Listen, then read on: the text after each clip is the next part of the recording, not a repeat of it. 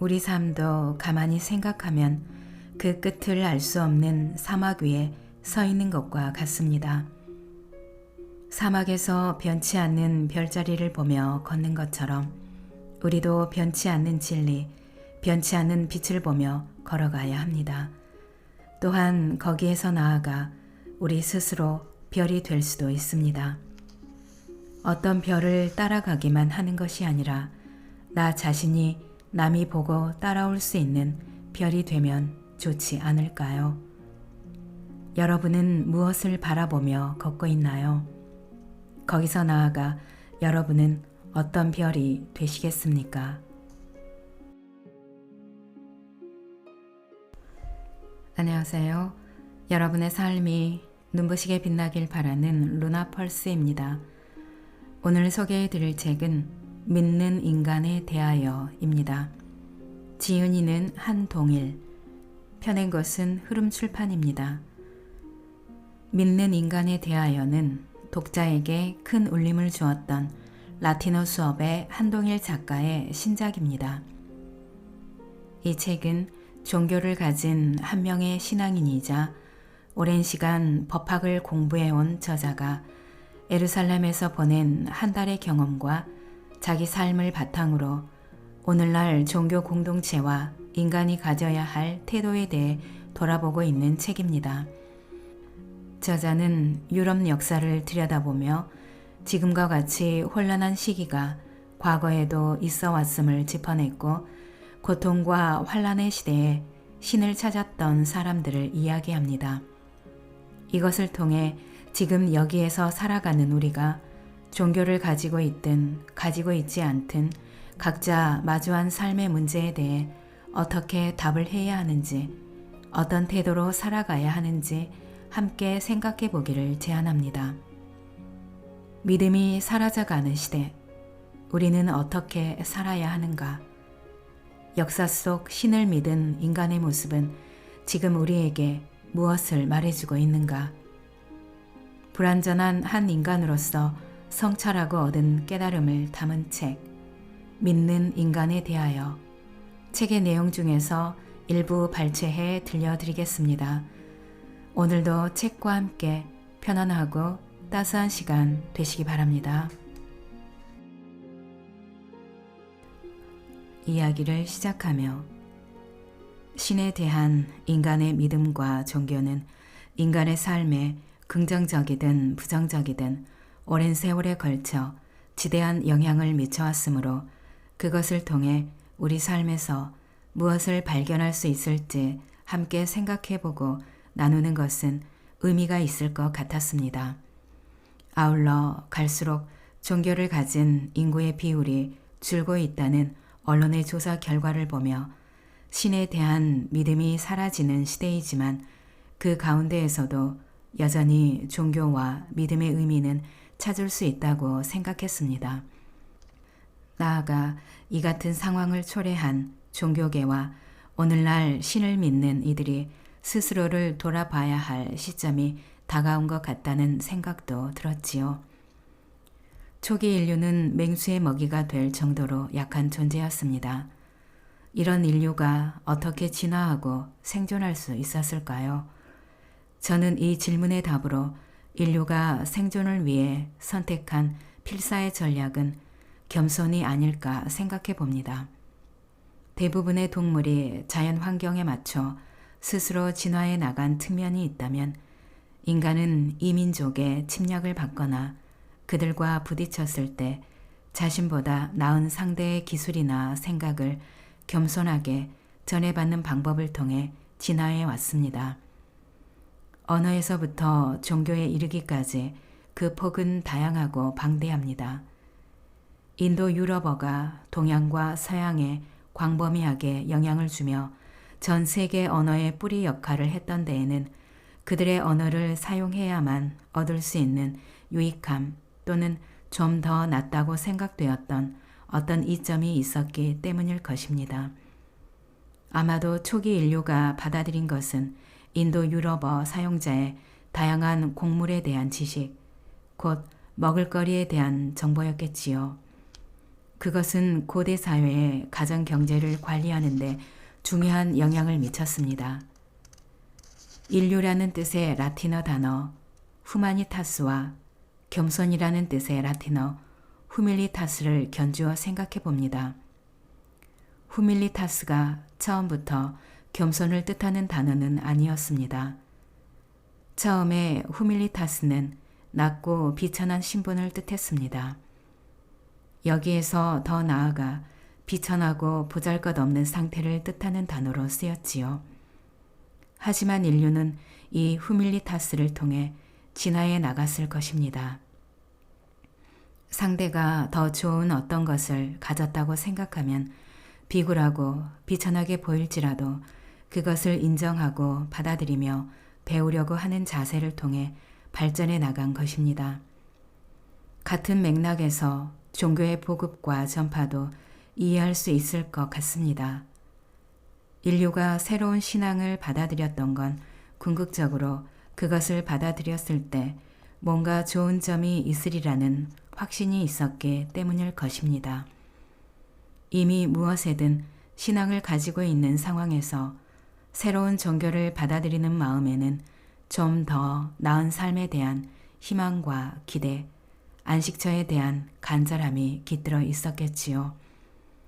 현 인류가 우리 선조들에 대해 강구한 것은 새로운 것을 찾아 기꺼이 이동하고자 했던 인류의 오래된 열망입니다. 오늘날의 속도와는 비교할 수 없겠지만 그들도 요즘의 우리처럼 그 시대를 가로지르는 속도로 그렇게 새로운 곳, 새로운 것을 향해 나아갔습니다. 신에 대한 믿음과 종교가 인간의 역사와 함께해온 그 길고도 난해한 시간을 헤아리다가 어느 여름날 문득 멀리 떨어져 있는 친구의 목소리를 듣고 싶어졌습니다. 저는 알제리에 있는 친구에게 전화를 걸어 안부를 물었습니다. 제가 서울은 정말 덥다 라는 말과 함께 그곳에서는 무더위에 어떻게 지내고 있는지 묻자 친구가 이렇게 대답했습니다. 한국은 아무리 덥다고 해도 가을이 오잖아. 그 순간 친구의 말이 마치 선승의 공안처럼 제 머리를 세차게 내리치며 무언가를 일깨우는 것만 같았습니다. 오늘의 아픔과 절망을 바꿀 수 있는 내일이 있다면 인간은 그 아픔과 고통이 아무리 크더라도 그것을 견디고 넘어설 수 있는 힘을 얻게 됩니다. 마치 기록적 폭염을 맞고 있다고 해도 곧 아침 저녁으로 선선한 바람과 함께 청명한 가을이 온다는 것을 알기 때문에 혹독하게 추운 겨울을 보내고 있다고 해도 봄은 어김없이 온다는 것을 알기 때문에 우리가 그 시간을 버티고 견딜 수 있는 것처럼 말입니다. 유한한 인간은 그렇게 영원을 꿈꿀 수 있습니다.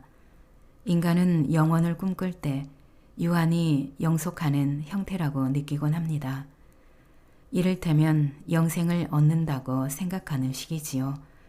그래서 종교에서 표현하는 영원도 그 같은 모습으로 묘사된 경우를 발견할 수 있습니다. 그러나 진정한 의미의 영원이란 인간이 생각하는 방식은 아닐 것입니다. 인간은 유한한 존재이고 그 사실은 불변한 진리입니다. 그러므로 만약 인간에게 영원이 있다면 유한한 인간이 그 일부가 되는 형태로 영원히 존재하지 않을까 합니다. 가령 인간의 지혜가 고전이라는 이름으로 시대를 넘어 후대로 다시 또 후대로 계속 전해지는 것처럼 말입니다. 긴 고뇌의 끝, 나만의 악보를 찾아서 저는 2019년 말 한동안 이스라엘 예루살렘에 머문 적이 있습니다. 당시 제가 머물렀던 숙소는 예루살렘 베다니에 위치한 곳으로 성 빈센트 드 폴 자비의 수녀회가 운영하는 곳이었습니다. 이곳이 카톨릭이나 개신교에서 중요한 장소인 까닭은 예수가 이 지역에서 성경에 언급되는 6편의 이야기를 했기 때문입니다. 이 이야기를 알고는 이 숙소에 머물면서 그리스도 예수가 머물렀던 곳 가까이에 제가 있다는 사실을 실감했습니다. 그는 33일을 살고 승천했고 약한 인간인 저는 그보다 20여 년을 더 살았지만 저 역시 머지않아 언젠가 이 지상을 떠나게 될 것입니다. 그게 내일일지 지금으로부터 20년 후일지는 알 수 없지만 그렇기 때문에 살아있는 지금 무엇인가 잘 정리하고 준비하고 싶다는 생각이 들었습니다. 그리고 스스로에게 묻게 되었습니다. 생의 끝자락이 가까이 오면 신은 내게 무엇을 물어볼까? 천국과 연옥, 지옥을 가기에 앞서 저는 그 문 앞에 저를 마중 나온 문지기들 앞에 서게 될 것입니다. 그들은 제가 언제 태어났고 무슨 일을 했으며 언제 죽었는지에 대한 장황한 서류들을 뒤적이다가 이렇게 묻겠지요. 너만이 연주하도록 신이 내게 준 악보는 어디 있는가? 인간은 태어나면서부터 이 생을 살아가는 동안 연주해야 할 악보를 지니고 세상에 나오는지도 모릅니다. 혹자는 그걸 체념 섞인 운명이라고 할 수 있을지 모르지만 저는 사명이라고 부르고 싶습니다. 이 생으로 올 때 맡겨진 임무 같은 것이지요. 그런데 이 악보가 힘든 것은 우선 어떤 악기로 어떻게 연주해야 내게 가장 잘 맞는지를 찾기가 어렵다는 점입니다. 심지어 내가 가진 악보에 맞는 악기를 어렵게 찾았다고 해도 그 악기를 처음부터 자연스럽게 악보에 맞춰 잘 연주하긴 어려울 거예요. 내가 선택한 악기로 내 악보에 맞춰 잘 연주하기 위해서는 우리가 잘 모르던 길을 익숙하게 걸어갈 수 있게 되기까지 수없이 걸었던 것처럼 그렇게 연습하고 익혀야 완성형 연주에 이르게 될 것입니다. 그래서 삶이 쉽지 않은 것 같습니다. 더구나 이 연주는 그 누구도 대신해 줄 수 없습니다. 그래서 인간은 사랑하는 이가 곁에 있어도 외롭고 고독한 존재일지 모릅니다. 저는 공부하는 사람이자 신을 믿는 한 명의 인간으로서 꽤 오랜 시간 오늘날의 종교는 인간에게 어떤 기다림과 기대감을 줄 수 있을까? 어떤 기쁨과 희망을 줄 수 있을까라는 물음을 마음속에 품고 그 답을 고민해 왔습니다. 물론 이런 이야기를 하거나 질문을 겉으로 드러내 던지면 믿음이 없는 자로 낙인이 찍힐까봐 두려웠던 적도 있었습니다. 제가 적을 두고 있던 신학교나 가톨릭 교회가 그 같은 질문을 포용하지 않을 정도로 속이 좁은 공동체는 아는데도 말입니다. 그뿐만 아니라 그 질문에서 나아가 나만이 연주하도록 신이 나에게 준 악보는 무엇인가를 끊임없이 물어왔습니다. 희망과 기대감은 종교인이 아니더라도 모든 인간 삶의 중요한 원동력입니다. 내일의 천국을 이야기하는 종교가 지금 우리의 삶이 인간다운 삶으로 나아가는데 기여하지 못한다면 그것은 참으로 허무한 일이 아닐 수 없습니다. 종교가 헛된 희망과 거짓된 기대로 과대 포장한 선물처럼 보이지 않으려면 종교인들이 스스로 자기 모습을 돌아보고 불안한 인간 존재에게 신실하고 진실한 말과 행동으로서 희망의 증거가 되어야 할 것입니다. 생각의 어른을 찾다. 최근 우연히 나의 아저씨라는 TV 드라마를 알게 됐습니다. 꽤 많은 사람이 드라마 속 40대 주인공과 그 친구들을 보며 자기 주위에 저런 어른이 있었으면 좋겠다고 생각한다는 것도 알게 됐습니다. 드라마를 다 보지는 않아서 내용을 정확히는 알 수 없었지만 한 가지 사실은 분명히 느낄 수 있었습니다. 사람들이 성별과 나이를 불문하고 삶에서 보고 배울 수 있고 기댈 수 있는 어른을 바라고 있다는 것을요. 그리고 이런 바람 역시 착한 사마리아인 이야기와 같은 선상에 놓여 있다고 생각했습니다. 우리 사회에 멘토 열풍이 불던 때가 있었습니다. 멘토라 불리던 사람들 중에는 승려, 가톨릭 사제, 개신교 목사 등 종교 인사가 꽤 많았던 것도 기억합니다. 많은 사람이 종교계에서 헌신하는 분들 가운데에서 생각의 어른을 찾는 듯합니다. 과거 우리 사회에 어려움이 있을 때마다 기자들이 김수환 추기경, 성철 스님, 법정 스님, 문익환 목사에게 달려가 어른의 지혜가 담긴 말씀을 청하곤 했던 걸 떠올려 보면 이해가 되는 지점입니다. 하지만 지금은 많은 사람이 이구동성으로 우리 사회에 어른이 없다라고 말합니다. 어떻게 된 일일까요? 라틴어에서 어른을 표현하는 단어는 여러 가지입니다. 생물학적인 의미에서 성인 남성을 비르, 노인을 세넥스라고 표현했고 더 높은 지위에 있는 사람이나 먼저 태어난 사람을 뜻할 때에는 수페리오르라고 불렀습니다. 한편 생물학적으로 성장한을 뜻할 때에는 아돌투스를 사용했는데 이것은 성장하다라는 동사 아돌레스코의 과거 분사입니다. 그리고 이 아돌투스가 오늘날 영어의 어덜트가 됩니다.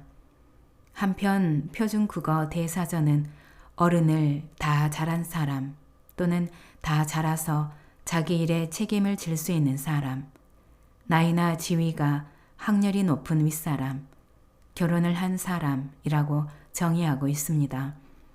하지만 우리가 어른이라고 말할 때 단순히 생물학적으로 다 자랐거나 나이가 든 사람, 지위나 학렬이 높은 사람을 떠올리는 것 같지는 않습니다.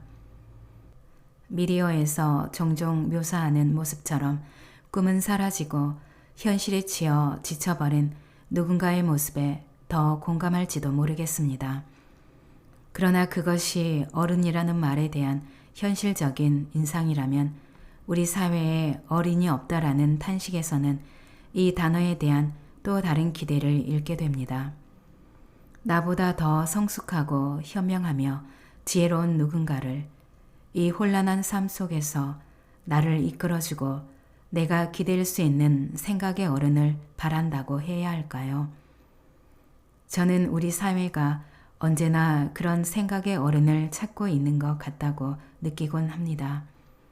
하지만 역설적이게도 그 누구도 본인 스스로가 그와 같은 어른이 될 생각은 하지 않는 것 같습니다. 우리 사회를 인간의 성장에 비유한다면 사회는 경제적으로나 물리적으로 어느 정도 성인이 되어가는데 그 안에 살고 있는 우리의 생각과 마음은 어른이 되기를 거부하는 피터팬 증후군을 앓고 있는 것 같기도 합니다. 나는 여전히 아이로 머물러 있고 싶고 상대는 나에게 어른처럼 행동해 주길 바라고 있는 것은 아닌가 싶습니다. 물론 나이를 먹더라도 자기 삶을 책임지는 것은 여전히 부담스럽고 나이에 걸맞은 역할을 한다는 것은 어려운 일입니다.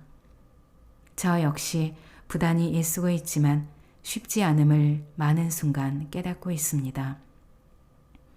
나이가 들어가면서 부모는 자식이, 윗사람은 아랫사람이 자기에게 잘하길 바라게 됩니다. 그러나 많은 사람이 어른이 되려고 하지 않는 사회에서 다들 그저 어른의 대우만 받으려고 하는 것은 아닐까요? 나이 든 분들에게는 섭섭하게 들릴 수도 있겠지만 효자는 부모가 만들며 좋은 아랫사람은 윗사람이 만든다고 생각합니다. 오늘날 우리 사회가 바라는 생각의 어른은 많이 공부하고 많이 소유한 사람이 아니라 그가 공부하거나 소유한 것이 많고 적음을 떠나 진심으로 누군가의 곁이 되어줄 수 있는 사람이 아닐까 합니다. 생물학적으로 다 자랐거나 나이가 든 사람, 지위나 학렬이 높은 사람이 아니라 마음을 열고 다가갈 수 있는 사람, 기댈 수 있는 사람이 바로 생각의 어른일 것입니다. 그런데 이 생각의 어른은 나이와는 상관이 없습니다. 나이가 어리더라도 그가 사려 깊은 사람이라면 그가 곧 생각의 어른입니다. 우리는 이 모습을 성경의 예수에게도 엿볼 수 있습니다. 그 당시 사람들은 30대 초반의 청년 예수가 뭘 얼마나 알겠는가 하며 미심쩍은 눈으로 보기도 했을 것이고 크게 배운 것 없는 목수의 아들이라고 대놓고 무시하기도 했을 겁니다. 하지만 그중 일부는 이 청년의 생각과 가르침이 매우 훌륭하다는 것을 알고 그를 스승으로 대접하기도 했습니다. 그들을 통해 예수의 생각과 말은 빠르게 퍼져나갔고 더 많은 사람이 그 생각에 동조하고 그를 따르게 되었던 것이지요. 그러고 보면 생각의 어른이 사회나 공동체 안에서 존재하는 것이 가능하기 위해서는 그런 사람을 알아보고 존중하는 사람도 있어야 합니다. 주위를 잘 살펴보세요. 어쩌면 생각의 어른은 이미 우리 곁에 있을지도 모릅니다. 그는 우리가 생각했던 것보다 훨씬 나이가 어릴 수도 있지만 인간과 삶에 대한 태도가 나보다 더 훌륭하고 내가 생각하지 못했던 것을 깨닫고 행동하는 사람일 수 있습니다.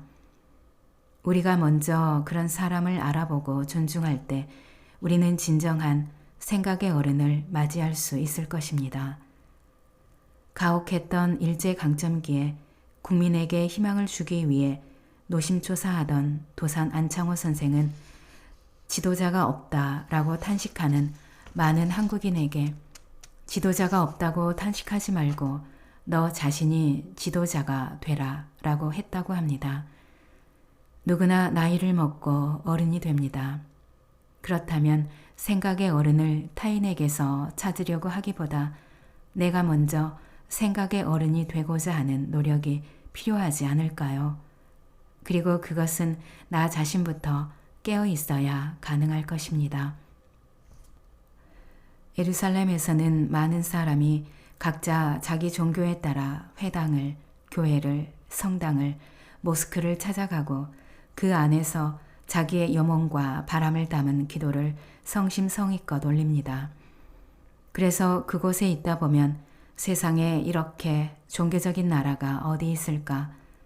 모두 신에게 무엇을 그토록 바라는 걸까 생각하게 됩니다. 하지만 다시 생각해 봅니다.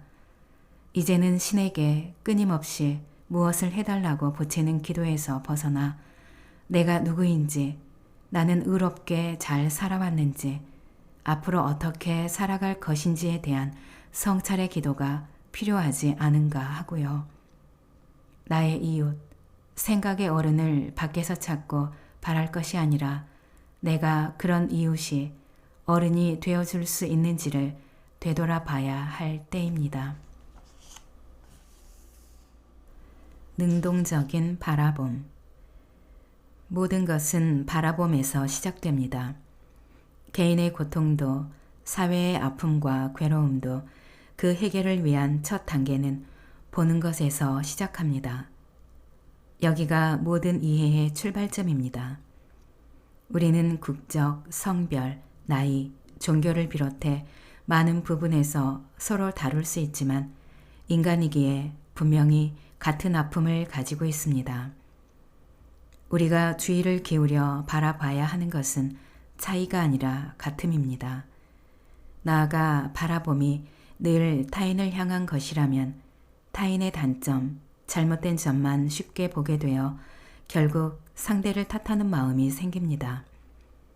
그래서 타인을 바라보는 만큼 더 절실히 주의를 기울여 자기 자신을 바라보아야 합니다. 세상의 조화로운 질서에 관해 연구하려면 인간은 자기 자신을 보는 것에서부터 출발해야 합니다. 진실하고 치열하게 내면을 바라보는 눈앞의 등불을 켜서 들어야 합니다. 들추고 싶지 않은 아픔이나 불편한 양심 혹은 잘못한 것에 대한 회한과 고통은 자기 애와 만나면 이기적인 마음으로 변하기 쉽습니다. 또한 이런 감정들은 회피에 능해 자꾸 안으로 숨어들기 때문에 스스로 자꾸 불을 밝혀 바라봐야만 합니다. 우리말에서 시장을 보다, 예배를 보다 라는 말은 그저 구경꾼으로서 본다라는 의미가 아닙니다.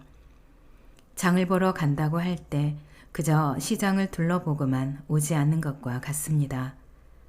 직장 생활에서 누군가가 한 사원에게 현장에 일손이 부족한 것 같은데 아무개 씨가 한번 가봐요 라고 말했을 때 그 말의 의도는 그 현장을 단순히 관찰하고 오라는 뜻이 아닙니다. 우두커니 보기만 하지 말고 가서 몸을 움직여 실질적인 도움을 주라는 말입니다. 보다는 생각보다 훨씬 역동적이고 능동적이며 열려있는 동사입니다. 이 사실을 염두에 두면 바라보는 것에서 그치지 않고 그 다음 어떻게 행동해야 하는지 우리 스스로 알 수 있지 않을까요? 지금 여러분은 무엇을 보고 있습니까?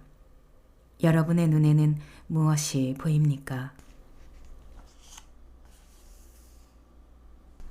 인간으로서 책무를 다하는 별 같은 존재. 의학과 의사의 탄생, 발전 과정을 보면서 의사의 사회적 책무는 의사 개개인의 사회적 일탈이나 문제를 규제하기 위해서라기보다 목숨을 앗아가기도 하는 질병이라는 인류가 처한 현실적 문제에서 비롯된 것일지도 모른다는 생각에 이릅니다. 인간사에 독한 질병이 출현하고 때에 따라서는 의사의 손에서 인간의 삶과 죽음이 갈리는데 이 과정에서 의사의 책무가 더 분명하게 규정되기 시작하니까요. 앞서 오늘날 의사는 직업 종교인의 버금가는 윤리적, 사회적 책무를 무겁게 진다고 말씀드렸지요. 그러나 사실 우리 사회에서 그 같은 책무를 지는 직업이 의사나 직업 종교인뿐만은 아닙니다. 법조인, 교육자, 경찰, 소방공무원 등 대체로 인간의 생명과 공공의 가치를 다루는 직업군은 모두 윤리적, 사회적 책무를 집니다. 현재 그 같은 직업을 가지고 있는 이들 중에는 그 책무를 무겁게 느끼는 이도 있을 것이고 그렇지 않은 이도 있을 겁니다. 무엇이 꼭 옳다거나 그래야 한다는 이야기를 하고자 함은 아닙니다. 다만 이것 한 가지는 모두 같지 않을까 합니다. 그들이 원하든 원하지 않든 많은 이들이 그들을 바라보고 그들에게 생명과 삶을 기대하고 있다는 사실입니다. 부담스러울 수도 있겠으나 그것이 이들 직업의 특성 중 한 부분이 아닌가 합니다. 한편 이와 같은 이유로 앞서 열거한 직업을 가진 사람들이 무엇을 지향하고 중요한 가치로 여기느냐 하는 것은 그들 개인의 삶에 영향을 미치는 데 그치지 않습니다. 그들이 추구하는 방향이 우리 삶에도 깊숙이 영향을 미치기 때문입니다. 그래서일까요? 윤리적, 사회적 책무가 요구되는 직업을 가진 이들을 떠올리면 저는 사막의 하루를 생각하게 됩니다. 사막의 하루는 매일 똑같을 것 같지만 하루도 똑같지 않습니다.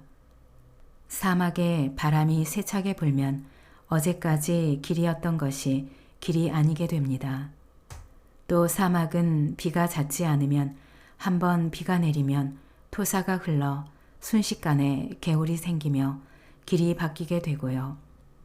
때로는 사람이 다니는 길이라고 생각해서 따라갔던 길은 양떼가 지나간 길이기도 합니다. 그래서 사막을 걷는 사람은 땅에 난 길을 보고 걷지 않는다고 합니다. 바람이나 비, 동물 때문에 변하는 길이 아니라 변하지 않는 밤하늘의 별자리를 보고 길을 걷습니다. 우리가 어떤 일을 할 때 바라보는 것, 저는 그것이 아마도 사막에서 바라보는 별과 같지 않을까 합니다. 어떤 별을 바라보는가에 따라서 우리가 가는 걸음의 방향은 달라질 겁니다. 그 별은 사람마다 다를 수 있습니다. 이때 그 길잡이는 늘 부지런히 움직이는 사람일 수도 있지 않을까요? 지켜야 할 누군가, 사랑하는 누군가, 존경하는 누군가를 바라보며 우리는 인생의 방향을 찾아가기도 하니까요. 현재의 우리 삶도 가만히 생각하면 그 끝을 알 수 없는 사막 위에 서 있는 것과 같습니다. 이럴수록 사람들이 세워놓은 시시각각 변하는 이정표만 보고 따라가는 건 아닌지 생각해야 합니다. 사막에서 변치 않는 별자리를 보며 걷는 것처럼 우리도 변치 않는 진리, 변치 않는 빛을 보며 걸어가야 합니다. 또한 거기에서 나아가 우리 스스로 별이 될 수도 있습니다. 어떤 별을 따라가기만 하는 것이 아니라 나 자신이 남이 보고 따라올 수 있는 별이 되면 좋지 않을까요? 많은 부분에서 부족한 저도 그리 되고자 노력할 것을 결심합니다. 밤하늘에 작지만 또렷이 반짝이는 별이 되는 것을요. 여러분은 무엇을 바라보며 걷고 있나요? 거기서 나아가 여러분은 어떤 별이 되시겠습니까?